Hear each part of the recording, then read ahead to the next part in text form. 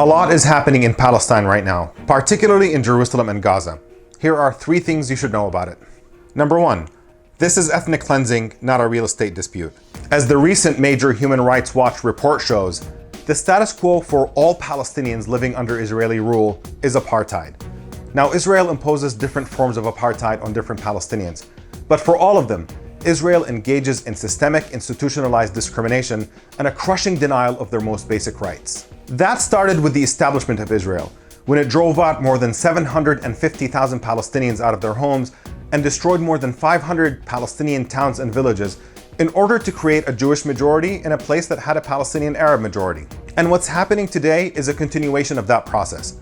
In the East Jerusalem neighborhood of Sheikh Jarrah, the Israeli government is pushing to expel Palestinians out of their homes in order to give those homes to Israeli settlers.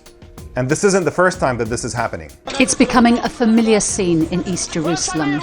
Jewish settlers taking over a Palestinian home and dumping the furniture in the garden. This is the settlers' strategy. House by house, family by family, they're trying to take over the neighborhood of Sheikh Jarrah. They're doing so with the full cooperation of the Israeli police and the Israeli courts. And it's a pattern that's repeating all over East Jerusalem.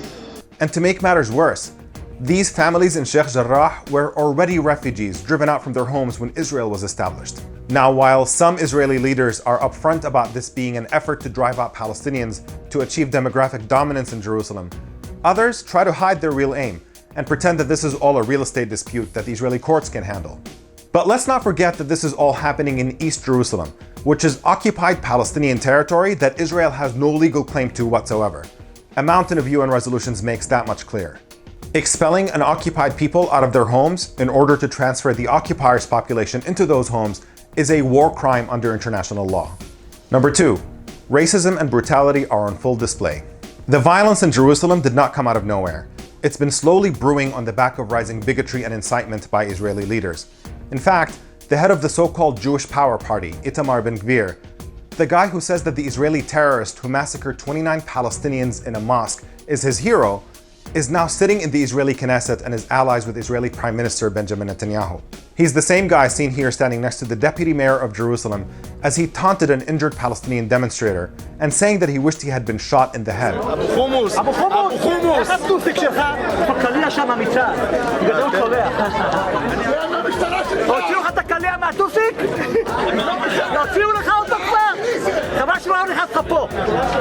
This incident came just days after mobs of Jewish supremacists in the hundreds took the streets of Jerusalem chanting death to Arabs and assaulting scores of random innocent Palestinians.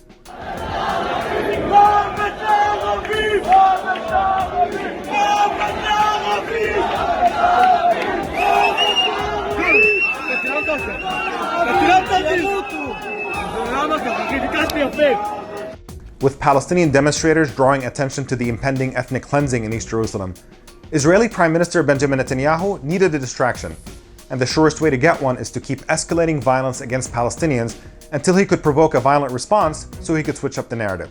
So it was no surprise that Israeli occupation forces drastically escalated their violence, brutalizing unarmed Palestinian demonstrators and invading their holiest places of worship, with scenes of Israeli mobs chanting genocidal slogans as flames from Israel's assault on the Al-Aqsa compound burned in the background. Now, just imagine if the situation were reversed.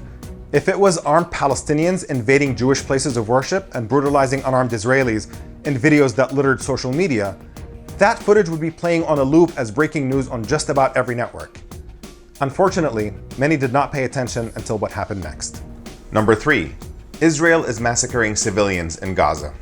In the face of sustained racist brutality towards Palestinians and attacks on their holiest sites, militants in Gaza fired rockets at Israel, and now a lot of people are referring to Israel's bombing of Gaza as a response. But there are 2 things to keep in mind here. The first is that Israel is inherently the initiator of violence simply by being an occupying power present by force on Palestinian land, imposing apartheid on an occupied people.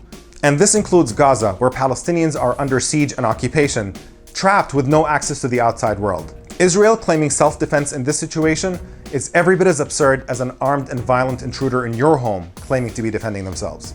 And then Israel is yet again responsible for escalating the violence by expanding its ethnic cleansing and assaulting demonstrators in places of worship.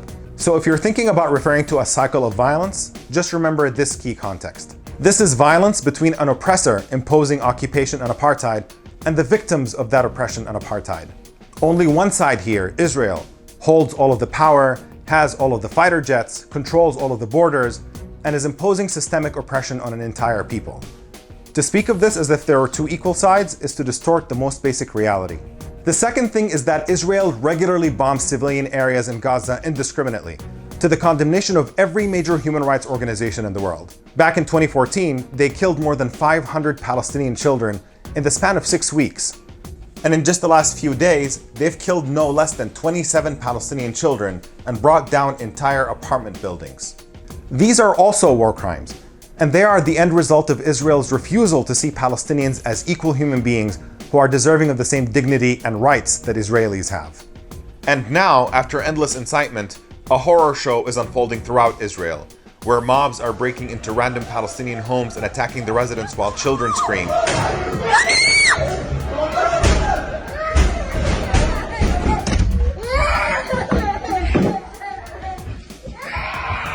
Destroying random Palestinian businesses, and interrogating random drivers on the streets to let cars with Jewish drivers or passengers go unharmed while attacking Palestinian cars.